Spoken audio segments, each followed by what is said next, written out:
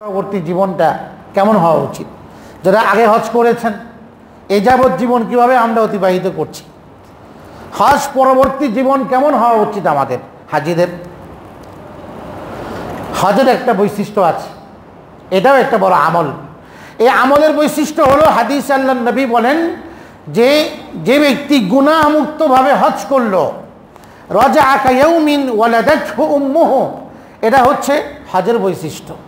যে সদ্য প্রসূত নিষ্পাপ বাচ্চা, সদ্য প্রসূত বাচ্চা শিশু যেমন নিষ্পাপ থাকে, হাজি সাহেব আল্লাহর ঘরে হজ সম্পাদন করে যখন ঘরে ফিরেন ঠিক তদ্রূপ শিশুর মতো সে একেবারে নিষ্পাপ হয়ে ঘরে ফিরে। একটা শিশু মাত্র জন্মগ্রহণ করলো, সদ্য প্রসূত জন্ম নেয়া শিশু, তার গায়ে কোনো গুনাহের আচরণ নেই, কোনো গুনাহের দাগ নেই, মন্দ কাজের কোনো দাগ নেই, অকল্যাণের কোনো দাগ নেই তার গায়ের মধ্যে। সব দিক থেকে পাক সাফ পুত পবিত্র, এক সুন্দর সজীব সতেজ একটা মানুষ, একটা বাচ্চা, সব দিক থেকে সে পবিত্র। আল্লাহর ঘরের হাজিও যখন হজ করে বাড়িতে ফিরে আসে এভাবে সব ধরনের দাগ আচর মুক্ত পাক পবিত্র হয়ে আল্লাহ পাক তাকে ঘরে ফিরিয়ে দেন। এটা হলো হজের বৈশিষ্ট্য। আল্লাহ নবী হাদিসে বলেছে এটা হজের বৈশিষ্ট্য। রাসূল করিম সাল্লাল্লাহু আলাইহি ওয়াসাল্লাম বলেন, ইন্নাল ইসলাম ইয়াহদিমু মা কানা ক্বাবলাহ, যে ব্যক্তি ইসলাম গ্রহণ করলো পিছনের জীবনের সমস্ত গুনাহকে আল্লাহ মাফ করে দেন, সব মাফ, নতুন জীবন তার, নতুনভাবে সে দুনিয়াতে সদ্য জন্মগ্রহণ করা শিশুটির ন্যায় হয়ে গেল। ওয়াইন্নাল হাজ্জা ওয়াল হিজরাতা তাহদিমু মা কানা ক্বাবলাহ, অনুরূপভাবে হজ এবং আল্লাহর জন্য হিজরত করা, দেশ ত্যাগ করা, নিজের সন্তান স্ত্রী সবার মায়া ত্যাগ করে আল্লাহর দ্বীনের জন্য আল্লাহর নামে হিজরত করলে আল্লাহ পাক তার পেছনের গুনাহগুলোকেও এভাবে মাফ করে দেন। তো হজের দ্বারা একজন ব্যক্তির গুনাহ পরিপূর্ণভাবে মাফ হয়, হিজরতের দ্বারা গুনাহ মাফ হয়। হিজরত মানে আল্লাহর জন্য দেশ ত্যাগ করা। সাহাবায়ে কেরাম মক্কা মুকাররমা ত্যাগ করে মদিনা মুনাওয়ারাতে হিজরত করেছিলেন। ওই সময় তো হিজরত ঈমানের বড় সিম্পটম ছিল। যে ব্যক্তি অপারগতা ছাড়া মক্কা থেকে মদিনা মুনাওয়ারায় হিজরত করেনি অথচ বলছে আমি মুসলিম, তার ইসলামের স্বীকৃতি সে পায়নি হিজরত করা ছাড়া। হিজরত তখন ফরজ ছিল দেশ ত্যাগ করা। এখনও এই বিধান আছে, যে দেশে কোনো মুসলমান ইসলামের বিধানগুলো স্বাধীনভাবে পালন করতে পারছে না, বাধাগ্রস্ত হচ্ছে, ওই দেশ থেকে মুসলমানকে হিজরত করা ফরজ। এমন জায়গাতে সে যাবে, ও আরদুল্লাহি ওয়াসিআ, আল্লাহর জমিন অনেক প্রশস্ত, যেখানে গিয়ে ইসলামের বিধানগুলো স্বাধীনভাবে পালন করতে পারবে। আর যদি সে এমন অমুসলিম দেশে থাকে যেখানে ইসলামের বিধান সে স্বাধীনভাবে পালন করতে পারছে, সেখান থেকে হিজরত করা মুস্তাহাব। যেহেতু অমুসলিমদের দেশ, ফরজ নয় কিন্তু মুস্তাহাব, ভালো। সুযোগ হলে সেখান থেকে চলে যাওয়া। আমরা তো আরও ওখানে যাওয়ার চেষ্টা করি অমুসলিমদের দেশে, কিন্তু অমুসলিমদের দেশে ইসলামের বিধান স্বাধীনভাবে পালন করতে পারা সত্ত্বেও সেখান থেকে সুযোগ হলে হিজরত করে অন্যত্র মুসলিম কান্ট্রিতে যাওয়া তার জন্য মুস্তাহাব, ভালো, উত্তম। হিজরতের দ্বারা গুনাহ মাফ হয়, যে আল্লাহর জন্য হিজরত হয়। হজের দ্বারা সব গুনাহ মাফ হয়ে গিয়েছে, নতুন করে নতুন জীবন তার এখন ওই বাচ্চার নেই। এটা হলো হজের বৈশিষ্ট্য। কিন্তু এই বৈশিষ্ট্যকে আমরা নষ্ট করি কিভাবে? যারা হাজি সাহেব আসছেন, এরপরে যারা তাকে রিসিভ করার জন্য গেলেন, হাদিসের মধ্যে আসছে যখন হাজি ফিরে আসে এলাকায় আসার আগেই তার কাছে যাও, গিয়ে তার কাছে দোয়া চাও যে আপনি আমার জন্য দোয়া করেন মাগফিরাতের, যে আল্লাহ যেন আমাকে মাফ করে দেন। এ দোয়া চাও, এটা হাদিসে আসছে। হাজি সাহেবের কাছে গিয়ে দোয়া চাওয়া, কারণ সদ্য প্রসূত বাচ্চার নেয় তিনি গুনাহমুক্ত, তার কাছে দোয়া চাও, তার দোয়া কবুল হবে। তো আমরা গিয়ে কী করি? আমাদের অনেকেই সেখানে গিয়ে আমরা যখন হাজি সাহেবটাকে রিসিভ করতে যাই, তো আমাদের মধ্যে অনেকেই এমন আছে যারা হাজি সাহেবের সাথে সেলফি তোলে, যে হাজি সাহেব হজ করে ফিরলেন, এখন তার সাথে আমার একটা সেলফি দরকার। তো হজের রূহ নষ্ট করে দিল। শুধু এখানেই নয়, বাইতুল্লাহ শরীফের তাওয়াফ চলছে, সেখানে সেলফির রোগে আক্রান্ত লোকেরা সেলফি তুলছে, সাফা মারওয়াতে সাই করছে, ওখানে তারা ভিডিওতে কথা বলছে, দেখাচ্ছে আমি এখন সাইতে আছি। তো ইবাদত তো দেখানোর বিষয় নয়, ইবাদত তো কাউকে দেখানোর বিষয় নয়। তাওয়াফে মোবাইল চালু আছে, ক্যামেরা চালু আছে, সাফা মারওয়া সাইতে মোবাইল চালু আছে, এমনকি রওদায়ে রাসূলে যেখানে কতটা আদবের সাথে যাওয়া দরকার সেইখানে পর্যন্ত কিছু বেহাঙ্গাম মানুষ এবং কিছু অসচেতন মানুষ তারা দিন সম্পর্কে এতটাই অনভিজ্ঞ যে ওখানে পর্যন্ত গিয়ে আল্লাহ নবীর রওজায়ে আতহারের যে জালি সেখানে পর্যন্ত গিয়ে ছবি তোলে। কতটা বঞ্চিত হওয়ার কারণ এগুলো, যেখানে আল্লাহ নবীর রওজায়ে আতহারে আদবের সাথে যেতে হয়, দূর বুকে যেতে হয়, না জানি আল্লাহ নবীর সামনে আল্লাহ নবীর সুন্নত আমার জীবনে নেই, আল্লাহ নবীর সুন্নত থেকে আমি দূরে, কিভাবে আমি আল্লাহ নবীকে আমার মুখটা দেখাই? আল্লাহ নবী তো কবরে জিন্দা শুয়ে আছেন, আমাদের সালামের জবাব দিচ্ছেন। সেখানে যাওয়া চাই আদবের সাথে। সাহাবায়ে কেরামের বৈশিষ্ট্য ছিল এমন যে আল্লাহ নবীর কাছে যদি যাওয়ার কোনো প্রয়োজনে যেতে হতো, সাহাবায়ে কেরাম গিয়ে আল্লাহ নবীর ঘরের দরজায় নক করতেন না, আদবের সাথে নিজেদের নখ দিয়ে এভাবে করতেন, ছোট্ট আওয়াজ করতেন যেন আল্লাহ নবীর কষ্ট না হয়। এটা আল্লাহ নবীর সামনে আদব। লা তারফাউ আসওয়াতাকুম ফাওকা সাওতিন নবী, সূরা হুজুরাত আল্লাহ বলেছেন নবীর আওয়াজের সামনে যেন তোমাদের আওয়াজ উঁচু না হয়। নবীজি শোয়া, সেখানে গিয়ে আওয়াজ করছে, সেখানে গিয়ে ক্যামেরাতে মোবাইল ছবি তুলছে, সেলফি তুলছে, সেখানে ভিডিওতে কথা বলছে, আল্লাহ নবীর রওজার জালির সামনে গিয়ে মাথা নিচু করে ভেতরের ছবি তুলি, এমন লোকও আমরা দেখেছি। এগুলোর দ্বারা আমলের রুহানিয়ত নষ্ট হয়। অথচ আল্লাহ নবীর রওজাতে গিয়ে আদবের সাথে সালাম পেশ করতে হয়। সাহাবায়ে কেরাম তো সেই আদব আমাদেরকে শিখিয়ে গিয়েছে, কিন্তু সেই আদব আমাদের দ্বারা পরিলক্ষিত হচ্ছে না। আদব নষ্ট হচ্ছে, রুহ নষ্ট হচ্ছে, আমলের প্রাণ নষ্ট হচ্ছে, হজ্জের যে রুহানিয়ত নষ্ট হতে চলেছে।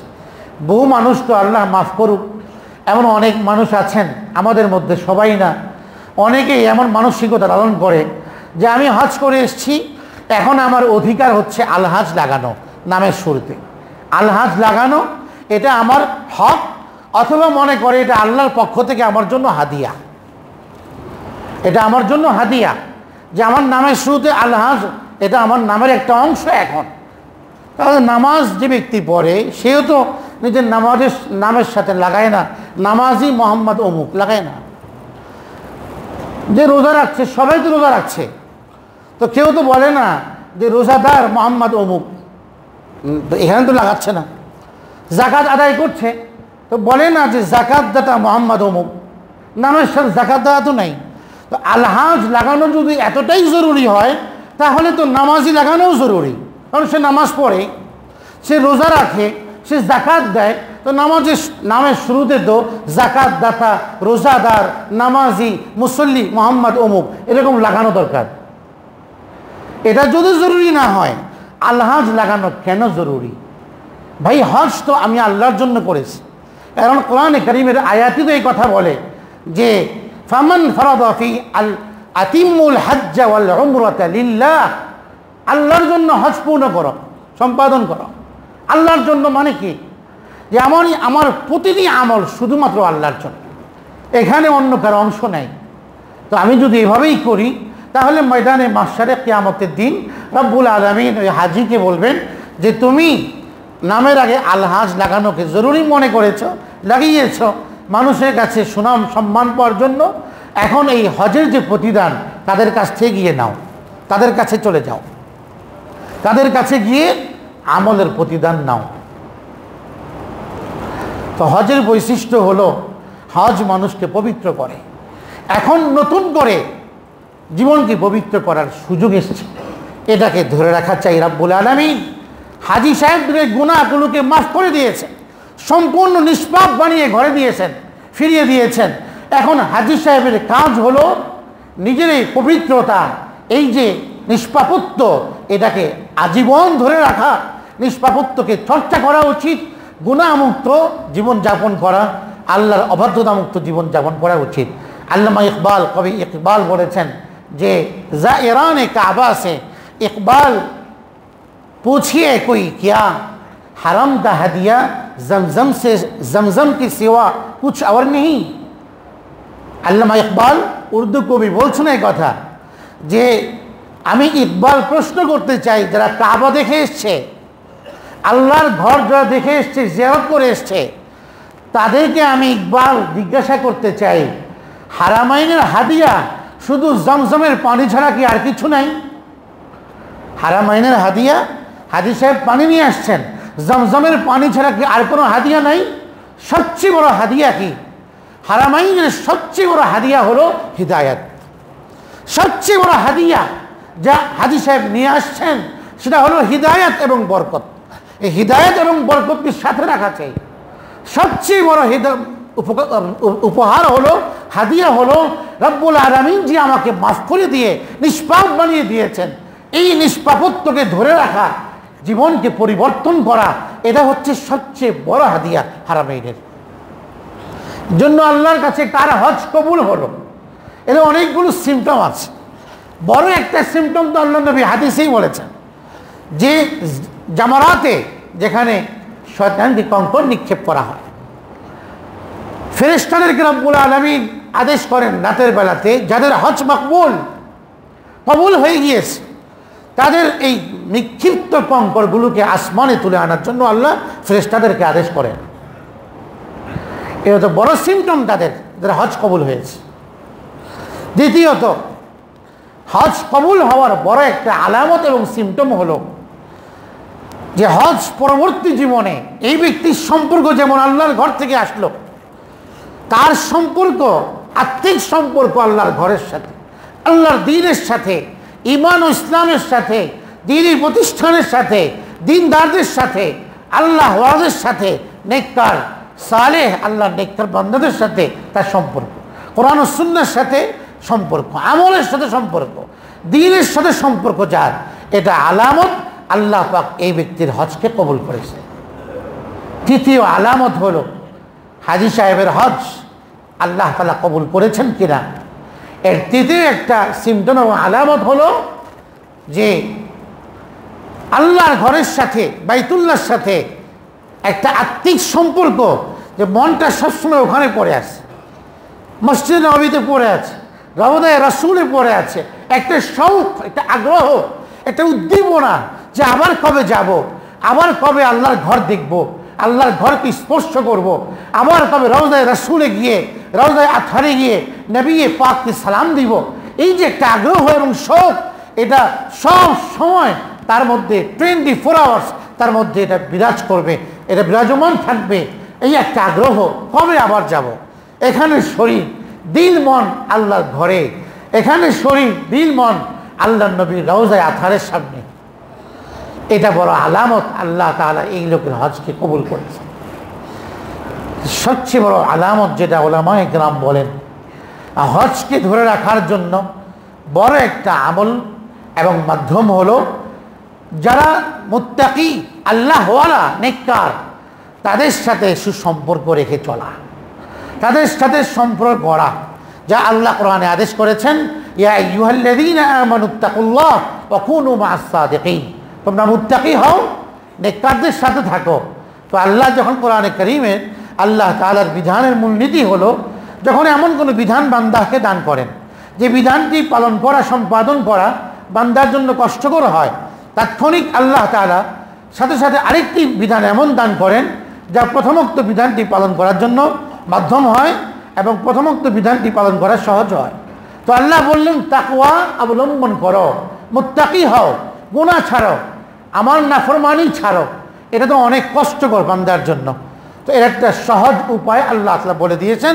পাশাপাশি কুনু মা'আস সাদিকিন, যারা গুনাহ ছাড়তে অভ্যস্ত হয়ে গিয়েছে, যারা গুনাহকে ঘৃণা করে, যারা গুনাহ থেকে নিজেকে দূরে রাখে, যারা তাকওয়াওয়ালা আর নেককার আল্লাহওয়ালা, তাদের সাথে গিয়ে উঠা বসা করো, তাদের সাথে সম্পর্ক রাখো, তাদের সান্নিধ্যে যাও, তাদের সাহচর্য গ্রহণ করো, তাহলে তুমিও তার মতো হয়ে যাবে, তাদের রং ধারণ করো।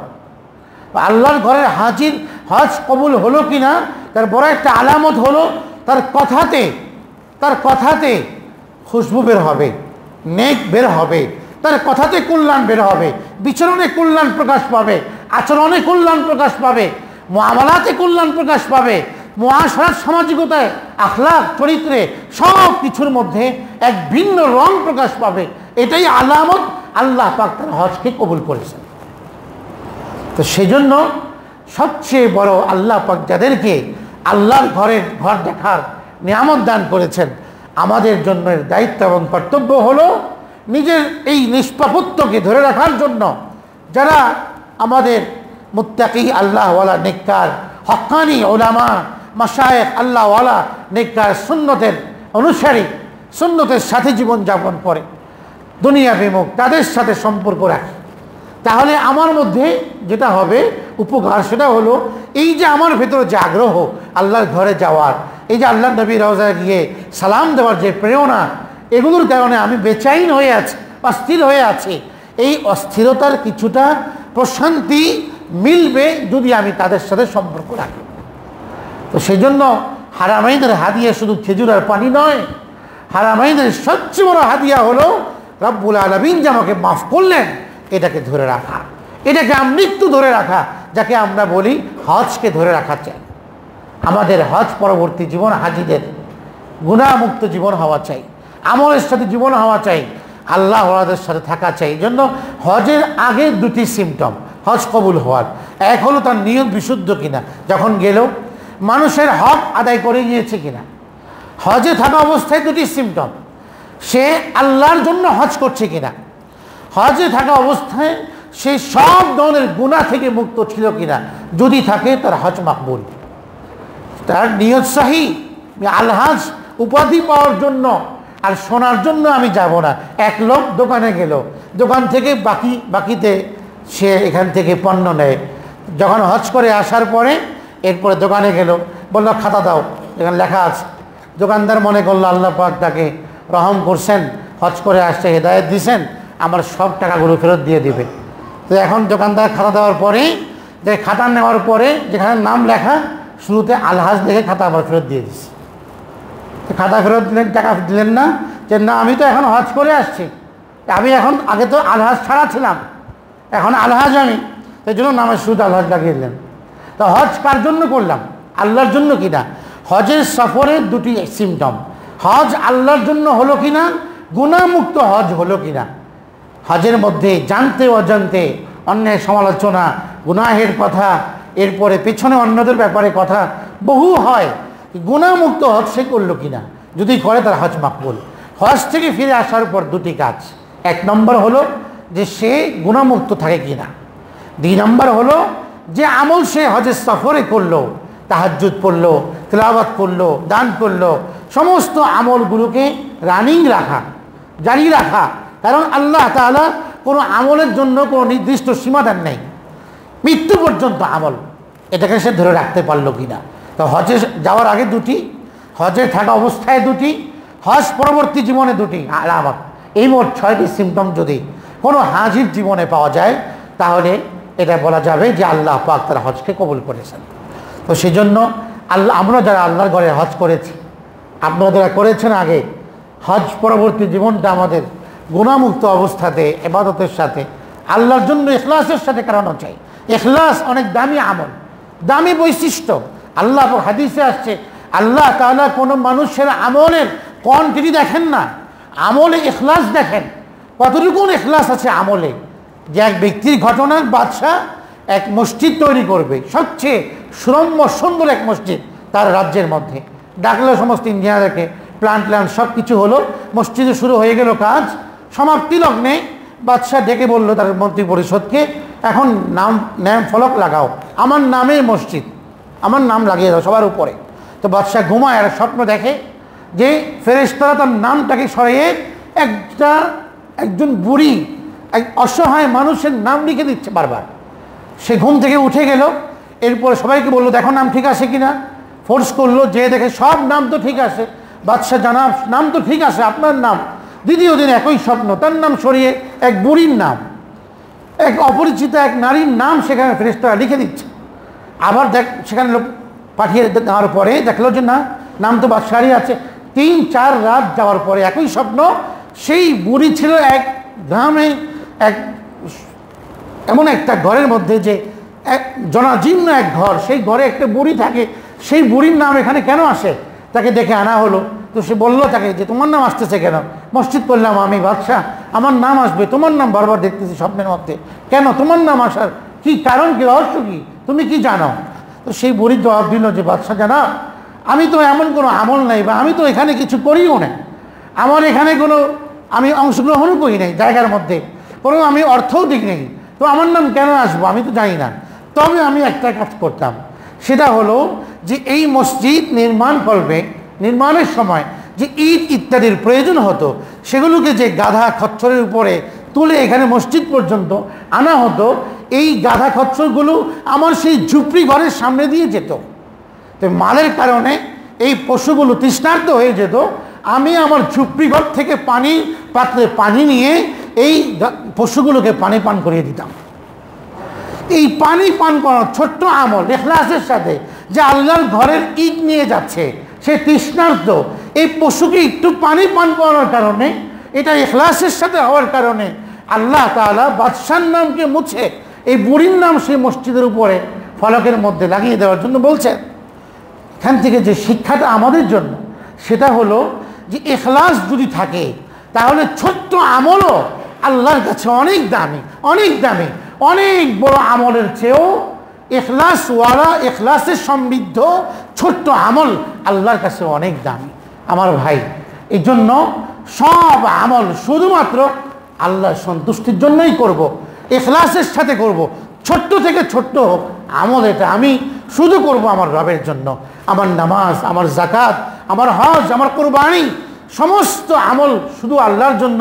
সেই আয়াত তো আপনারা অবশ্যই শুনেছেন, ঈদের দিনে ইন্না সালাতি ওয়া নুসুকি ওয়া মাহইয়ায়া ওয়া মামাতি লিল্লাহ, আমার জীবন মৃত্যু, আমার কুরবানি, আমার হজ, আমার নামাজ রোজা, আমার টোটাল ইবাদত বন্দেগী সব কিছু আমার আল্লাহর জন্য, শুধুমাত্র আমার আল্লাহর জন্য। এই যদি থাকে আমার প্রেরণা, তাহলে আমার ছোট্ট আমলকেও আল্লাহ তাআলা অনেক বেশি সওয়াবে সমৃদ্ধ করে আমার মর্যাদাকে অনেক গুণ বাড়িয়ে দেবে। এর জন্য আমার ভাই যারা হজ করেছেন, হজকে ধরে রাখার চেষ্টা করি। যে নিষ্পাপত্য আল্লাহ আমাদেরকে নিষ্পাপ বানিয়ে ঘরে ফিরিয়ে দিয়েছেন, সেই নিষ্পাপত্যকে চর্চা করি, ধরে রাখি, গুনাহ থেকে বেঁচে থাকি। এটা আল্লাহর ওলি হওয়ার জন্য সবচেয়ে বড় দরকার যে জিনিসটা, সেটা হলো গুনাহ ছাড়া।